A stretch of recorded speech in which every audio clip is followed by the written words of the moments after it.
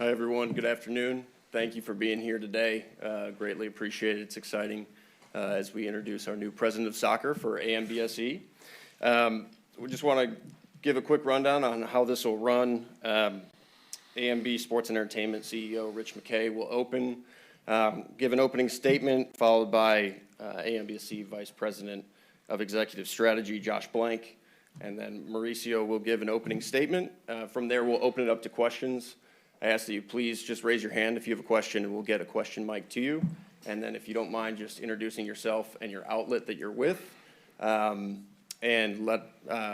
just let us know who your question is directed to. That would be great. With that, we'll get started, and I'll pass it over to Rich.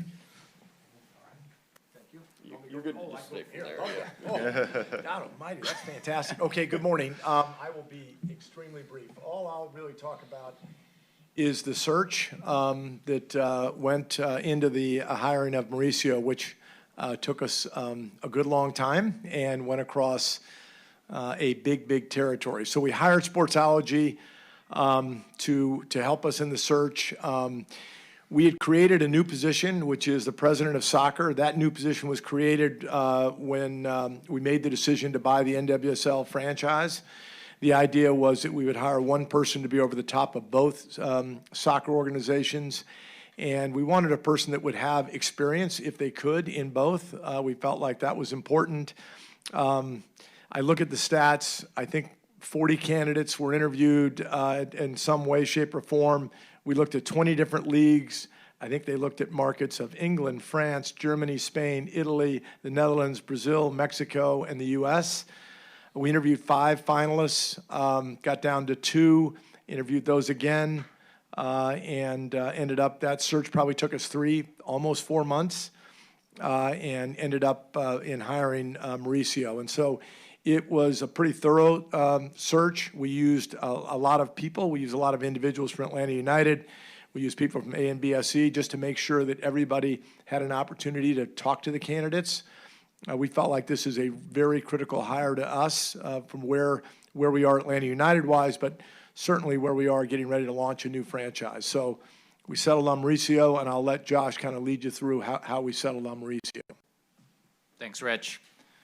As Rich mentioned, a very unique role for us, and in some ways looking for a little bit of a unicorn of an individual. And with Mauricio, I think we found that. Starting with being the president of a well-known commodity in Atlanta United, organization that's been established for almost 10 years now in playing, while also overseeing a newly launching team in 2028 with our NWSL club, certainly created a lens for us to think about, okay, what really did we want to set out when we were looking for this individual?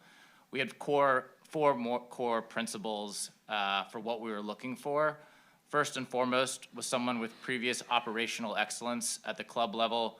When Mauricio was at Club America, he achieved great success both on the men's and women's side, and most recently at Tigres, where he won 4 Liga MX Femenil titles, 1 Liga MX title, many Campeones Cups, both on the men's and women's side, but also achieved tremendous commercial success where he doubled commercial revenue in his 4-year stint with the club there. And I think a great testament for those who have been keeping up in the North American soccer landscape. Tigres was in the finals of the CONCACAF Champions League just at the end of May, where we hope to be with Atlanta United in the near-term future.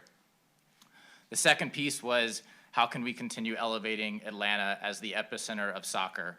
Mauricio's experience as the chief operating officer for the Mexico Federation from 2019 to 2021 really was important for us as he can continue to build our relationship with the U.S. Soccer Federation, with them moving their headquarters here, but also his previous experiences in dealing with both the NWSL and MLS when he was with the Federation.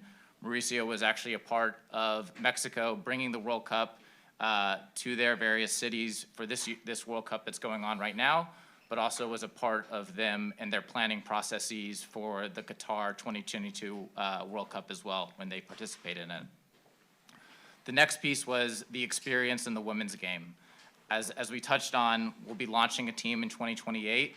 Mauricio was at Club America when Liga MX actually formally launched their women's league in 2017. So he saw what it meant to launch a league from the ground up, but also a team, and was a part of that. And then most recently with Tigres, tremendous success on the field and building their team up, tremendous success off the field as well in terms of elevating their players into superstars. Mauricio is actually the only president in Mexican soccer history to win a men's and women's Liga MX title at 2 separate clubs with Club America and Tigres. And then the last piece is, and many of you know this, but we're a values-based organization, and Mauricio certainly checked all of our core values and someone that we believe will be an integral part into the community. And we're excited that he put his trust into us in moving here to Atlanta. Mauricio is bringing his 3 boys, Pablo, Emilio, and Martin, along with his wife, Andrea, from Monterrey. And we're excited to welcome them here, both to Atlanta, to the state of Georgia, and to our clubs as well. And I'll kick it over to Mauricio. Thank you. Thank you for all those words. Thank you all for being here. It's great to meet you. I'm very excited to be here. It is a great honor for me to be part of this great institution, having the opportunity to lead 2 amazing projects along with great leaders as Josh and Rich.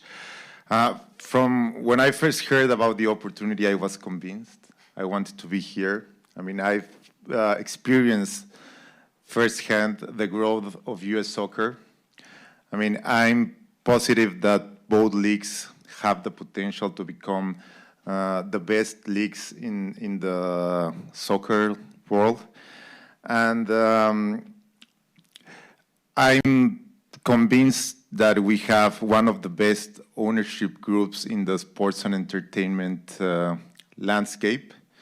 I think what Arthur Blank has built here, I mean, with 2 teams, now with the stadium, with the U.S. national training facility, has created an ecosystem like no other in the world. So I'm very happy to be part of this.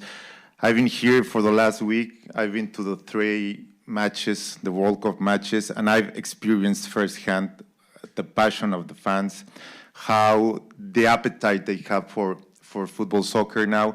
So, I mean, as I said before, when I first heard about this opportunity, I knew I wanted to be a part of this. I've seen why Atlanta is the epicenter of soccer in the United States. I know there are many challenges ahead, but as George mentioned, I've been a part of this industry for a long time now. I've been part of, and I had the privilege to lead 2 very important football soccer institutions, men's and women's programs. And I just want to tell the people here in Atlanta that they can be sure that I will put like all my effort, my experience, my knowledge, my expertise to bring Atlanta United back where it belongs. I mean, we have a great management team, we have great people, and I think the talent is there in place. So I just wanted to tell them that that's where we're gonna focus now. And obviously, after that, they can be sure that they will have 2 teams that they will be proud of. So that's why I'm here. I'm very happy to be here, very grateful with this institution, and thank you. All right, great. So at this point, we'll open it up to questions. We'll start with Doug up front here. Hello, Mauricio. It's nice to meet you. I'm Doug Robertson of Soccer with Doug. Hey, Josh. Hey, Rich. For Mauricio, what is the most important skill you bring that is going to help Atlanta out of this 7-year malaise that it's in right now? So for me, very nice to meet you, Doc.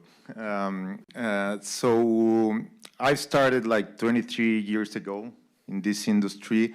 I started as an analyst, then I was like the operations coordinator. I was in charge of the logistics and travel for the first team of Club America. And I've moved my way around from the bottom up. So I think I know, and I have a lot of experience, and I know, all the aspects and all the parts and components of a soccer team. So I think that will be my biggest asset. I've been and I've been through this. I've been through great moments in a club. I've been through very bad moments as well. So I think I being there during those times and moving up from all the way down and getting to know all the different areas of soccer club, I think that will be my biggest asset here. Thank you. Go to Tyler. Front. Hey, Mauricio. Tyler Pilgrim, Scarves and Spikes. Welcome to Atlanta. You mentioned the challenges that the club has faced over the past few years, and Mercedes-Benz Stadium, you got to witness it with a packed house. Atlanta United at one point was packing out that stadium consistently. I guess my question for you is, you're just getting here, but relatively soon, what can you do to make an impact on the product on the pitch to get fans excited about coming back to the stadium? Very nice to meet you. As you mentioned, I'm just getting here. I mean, I was at my former club playing in the CONCACAF Champions final on May 30th. So I'm starting to get involved, but I understand as well that sometimes in sports in general there's not much patience. There's not a lot of time, so I'm just diving in and try to understand and learn the most that I can. But I know that we have a lot of talent on and off the pitch. I mean, I think we have very talented players. I think we have a very talented coaching staff. I think we have a great management team. And obviously, people want to go to the stadium because they want to see their team not only win, but to have fun, to see a team that represents them. So it will be, I will say, it will take us a holistic approach. I wouldn't say it would just be a very specific thing. So we will have time, and we're planning on that because, as you said, it's something that we need to fix as soon as we can. Jose. Mauricio, ¿qué tal? Buenas tardes. I'm going to ask you in English. Mauricio, how much impact will you have in creating a roster and the sporting side in Atlanta United? Hola. So the way that I've always worked is I'm a strong believer in teamwork. So for me, never it's only my decision. I've always tried to work with the people, with the experts. I mean, because I've been around for a long time in this industry, but I didn't play soccer, and and I always say that. So I think we have experts on the team. We have Chris, we have Tata, and a great coaching staff, and we have a lot of people in there. And I usually say that all decisions, and obviously roster decisions, are decisions that we, in my case, I always try to make it like a team decision. When we need to be all in pro of bringing one player, and that's the way I like to think about those decisions. Joe. Hi, Mauricio. Joe Patrick with Five Stripe Final. Nice to meet you, and welcome to Atlanta. Thank you. One of the team's key players, Alexei Moranchuk, recently gave an interview, and he expressed frustration with complacency inside the locker room, and he likened the situation to lying in a warm bath for at least some of the players. What's your reaction to hearing that, and how do you balance urgency versus complacency setting in? I think it's not the case for me to talk on specific cases now, and I didn't heard I was not aware of that. But I mean, I always try to make this comparison, and I don't know if it's gonna sound well in English, but it's like when you're driving a car, you're like, you need to look ahead and see like the curve that you're gonna be there like in 500 meters, but you need to see like the bump in 10 meters. So it's a combination and it's a balance between the short, the mid, and the long term. And that's how I like to see what a soccer team faces every day, because it's not only about the short term, it's about making the good decisions to try to be better in the short term and in the long term. And as I said, I mean, I think we have experts who've been here for a while and they have experience and they know the team better than I do, so I'll be here to work with them. Jason. Hey, Mauricio. Jason Longshore with 92.9 The Game and Soccer Down Here. I wanted to ask you about your experiences in building two very strong women's clubs in Club America and Tigres, and what lessons you learned from building those two that you're going to bring to Atlanta. Thank you. So one thing that is different from when I started at Club America and we started the women's team is like in that time the league just told us, you know what, you need to have a women's team, but we knew from there that we wanted to create something different, and we didn't want the women's team to be like a part of the whole team. We wanted to build something with its own identity, and I think that was a great experience. I think we took like a leap start going from there. And then during the time, we've noticed that they are different. I mean, the way you need to build a team, it's very different, the women's from the men's. They're very specific. And I think they share, obviously, some core values like identity, like core values. And I think what I've learned in building one team and taking the other team to the next level is going to be very helpful here. Obviously, what these guys did in the past with launching Atlanta United was great as well. So I think we can get some experience as well, what went well, what didn't, and we can replicate what went well. But obviously, we will need to create something very specific and as I said before, something that the fans will be proud of. Madison. Hi, everyone. Madison Cruz with the SDH Network and 92.9 The Game. My questions are actually for Josh and for Rich. How important was it to have someone like Mauricio come in and be one figurehead president of soccer of both Atlanta United and with the NWSL team coming?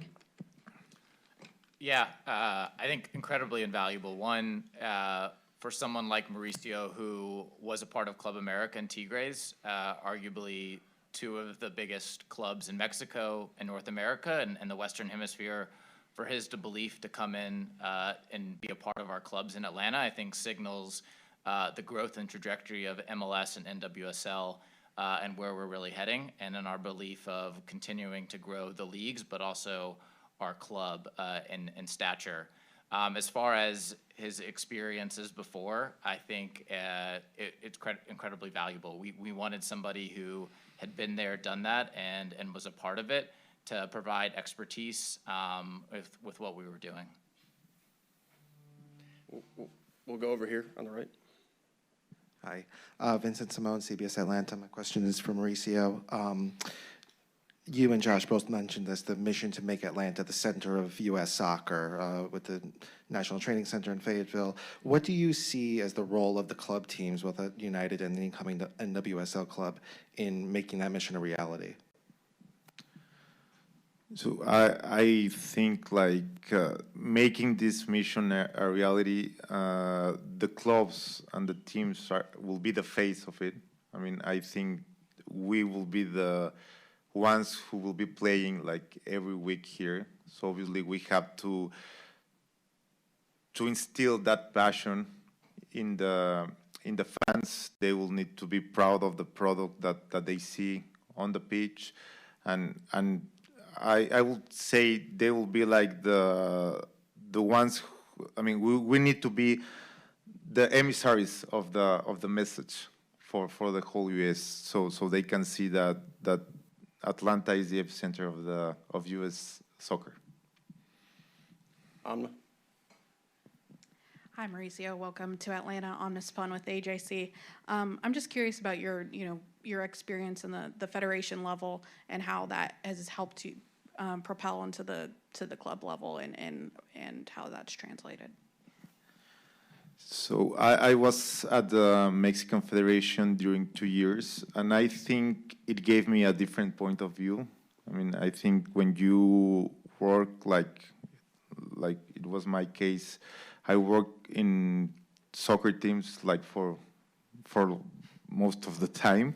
I think when I got to the federation, I got a different sense of what of seeing a football team from the other side. I think when you're at a football team, as I said before, there's no patience. Everything goes like pretty fast and very quickly.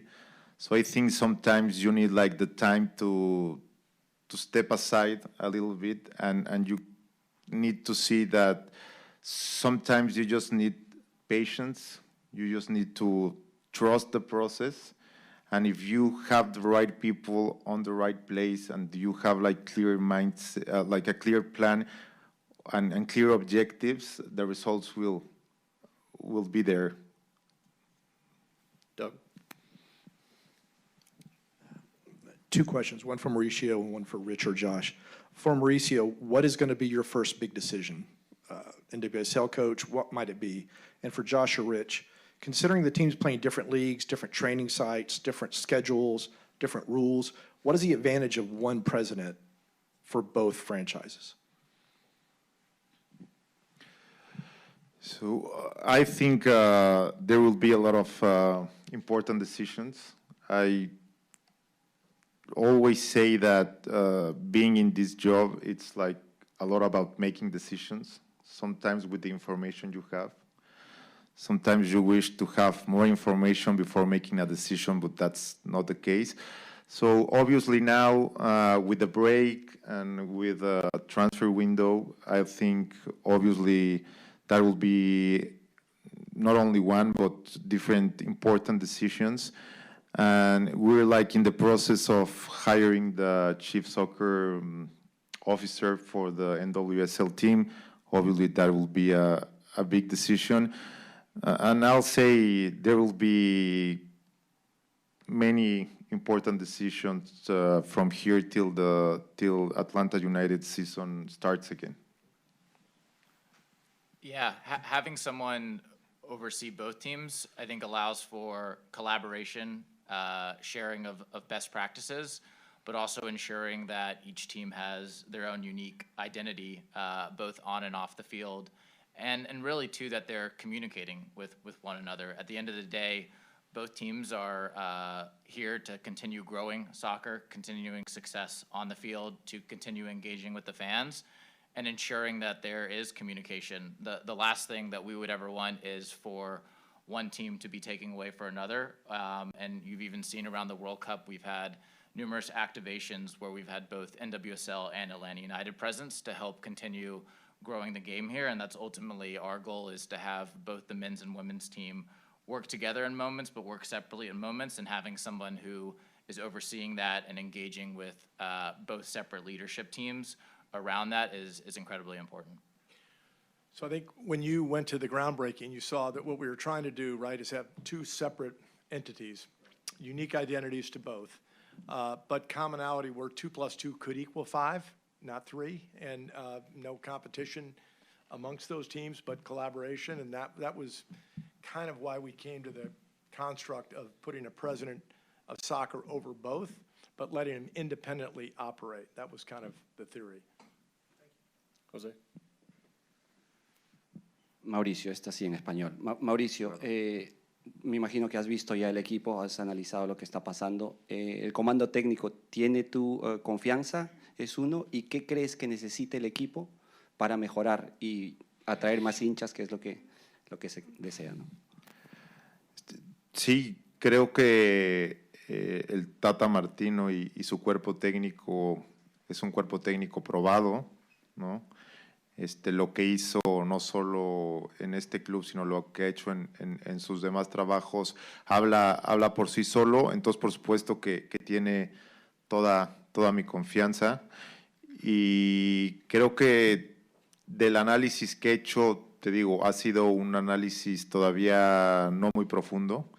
En eso estoy, pero creo que al final, independientemente de dónde estés o de qué equipo sea, creo que las bases para crear equipos sólidos, independientemente en qué liga, están ahí, son las mismas, no tienen, tampoco no hay una receta secreta, digamos, pero bueno, la idea es seguir trabajando en lo que me ha funcionado y por supuesto de la mano del equipo como Chris, como Dimitrios y Josh y Rich, por supuesto, trabajo en equipo y creo que con eso vamos a poder trabajar para sacar esto adelante. We'll go over here in the middle. Hi, Mauricio. Avery Braxton for Atlanta News First. I'm kind of piggybacking off of what you were talking about with Anna, just as far as the processes. Do you feel like with building a women's team here and with what Atlanta United is, that you have kind of a longer runway to kind of get things done in a positive and going in a positive direction? Hi. I mean, I know and that this ownership group believes in processes and they have patience, but at the end of the day, I know how this works. I mean, I'm no new to this. I mean, I know that at the end of the day, we're a soccer team and we need to perform well on the pitch and off the pitch, because I always say that you can be doing everything right off the pitch, but if the team isn't winning, so I think we'll have time. But we need to get the results as soon as we can as well. Joe. Mauricio, do you plan to kind of take an audit of the club in these early days, or if not, can you just describe kind of what you will be doing over these next 30 to 60 days, let's say, and kind of what your top priorities are? Now, I mean, I just arrived last week, so I'm getting to meet like all the people. For me, I think like human capital is the most important thing that we have. So I'm trying to get to know all the people, to learn about what they do in the club. So that's the process that I'm taking now on one hand, but on the other, as I said before, we're in the middle of starting the transfer window. This break has been very good for us because we've had time to talk about it. We have time to plan. But I'll say it will be to create a plan for the short, mid, and long term. That's how I see the next, getting to know everyone, getting to know how the institution works, and creating that plan. Mauricio, do you have a particular philosophy for how you would like to implement anything with the youth soccer culture or with the academy? Both, I mean, I know the NWSL team won't start off with an academy, but youth soccer in general is very different in the U.S. than it is most of the world. Do you have a particular philosophy that you want to try to push? No, I think like right now, just talking about the academy, I think, and I've seen that 4 teams played the playoffs.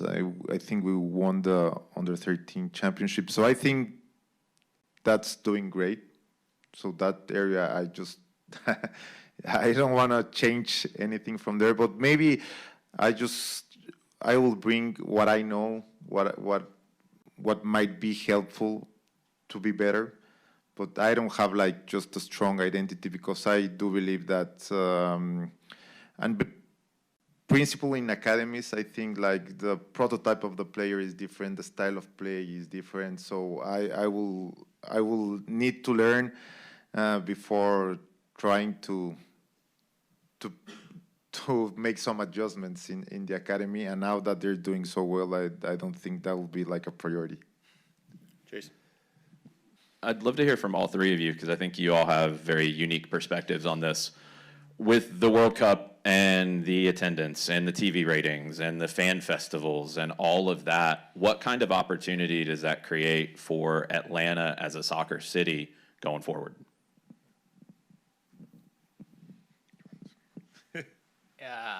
An incredible one. As the matches both that have been played here, but the Fan Fest, as you mentioned, as hopefully the U.S. continues to make an incredible run, already qualifying for the round of 32 and winning the group.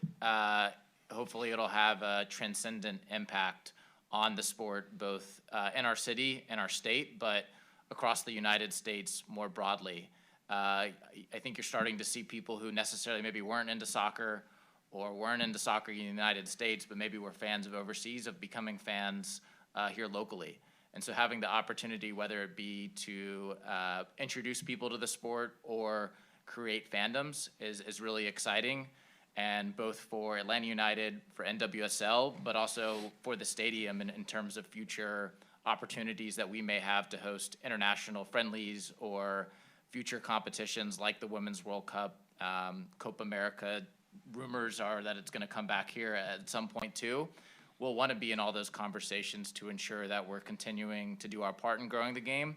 But once the World Cup ends, it's on us as an organization, as clubs, and really as the leagues too, to continue tapping into those fans who have experienced fandom, whether it be inside the stadium or outside the stadium, to continue growing it.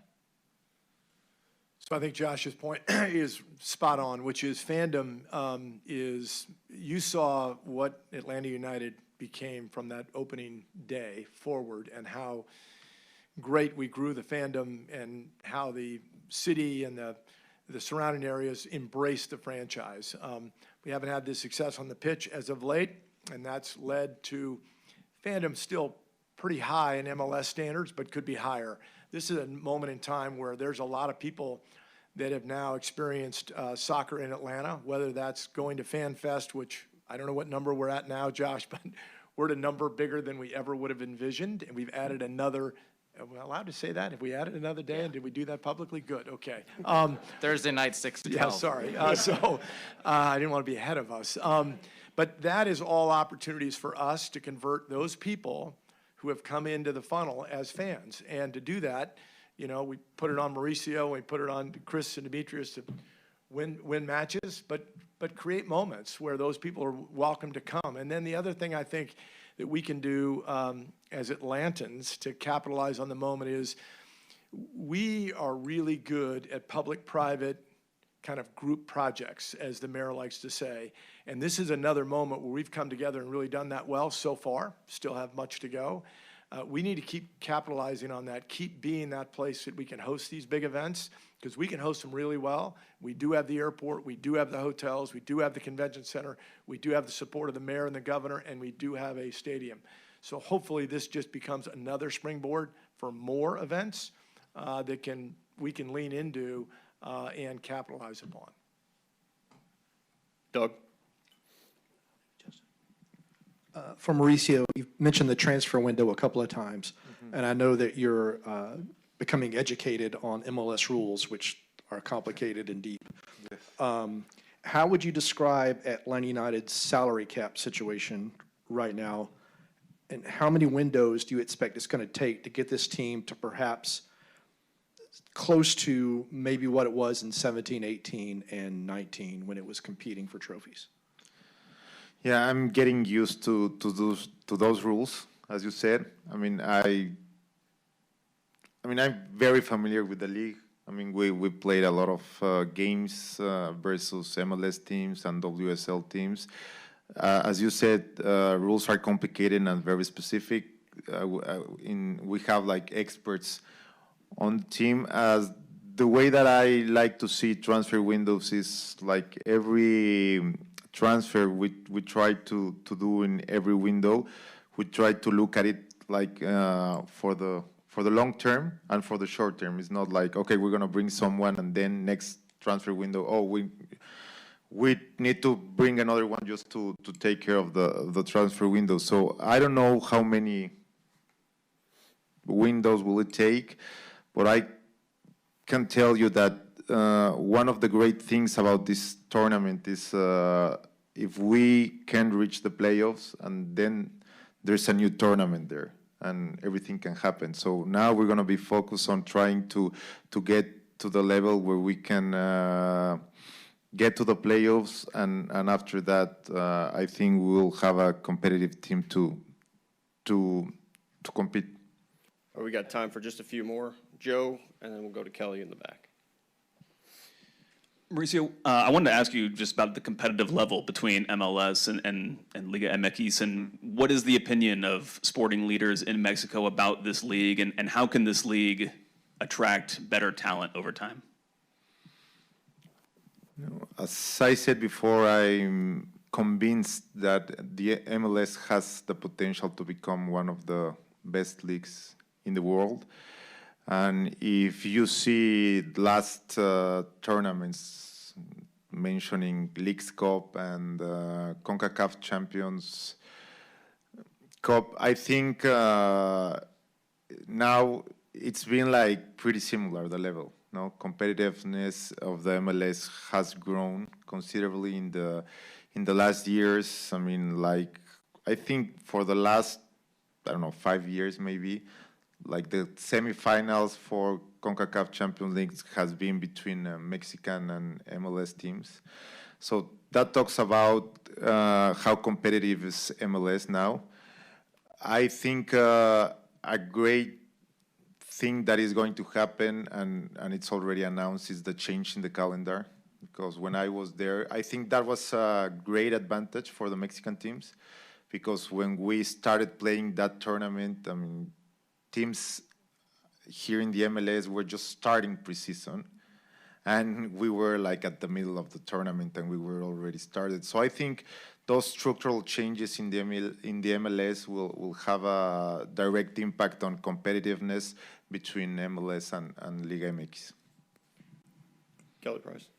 In the back, way back here. Hey, Kelly Price from Fox 5. Welcome to Atlanta. I wanted to ask you about your perspective on the World Cup, seeing it here in Atlanta. What has it been like for you to see that in Atlanta? And given your experience in Mexico, planning behind the scenes and stuff, what's it been like to see this all play out? I mean, I really was impressed. I think, obviously, the stadium is amazing, but like the passion, the appetite for the people. I've been watching some games, not a lot because I've been working as well. But I mean, I watched the atmosphere in the US games. I watched the other day the atmosphere at Seattle. So, and I've experienced the atmosphere here in Atlanta. I mean, it is, I was impressed, really. I mean, I come from Mexico. I went to the opening game. I think it was a good experience as well, different. But I'm really impressed with what has been going on and the numbers and everything that Rich and Josh were saying. But being here and experiencing it firsthand has been incredible for me. All right, great. At this time, if I can have Josh, Mauricio, and Rich, if you don't mind just standing up and moving aside. We're going to move the table and the mics and the chairs, and then we have time for a photo op.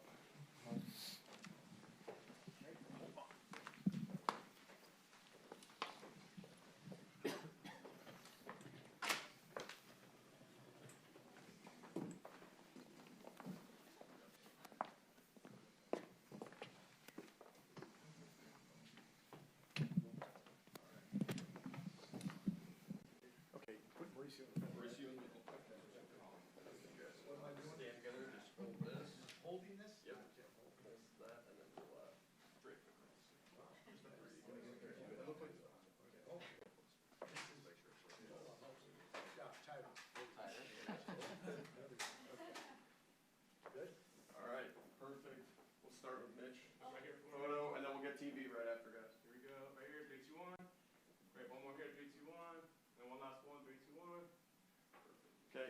Microphone all set? TVs?